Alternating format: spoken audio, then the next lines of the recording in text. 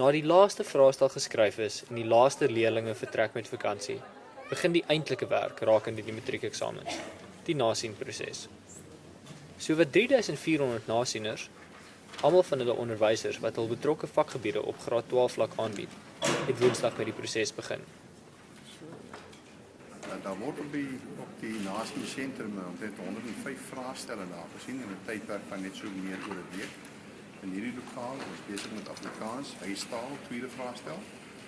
Onderwysers wat nasien aangestel is om na te sien, is almal ervare onderwysers wat bepaalde kriteria moet nakom. Aantal jare, kwalifikasie in die vak, is alles van belang. En hulle kandidaat moet ook goed vaar in eksamens om hier te kan nasien. Die administrasie moet ook nie hulle eie skrifte na nie. Dat is hoë sekuriteit, ons werk met duisende skrifte wat goed beheer moet word. Ons vertrek ook by elke skrif.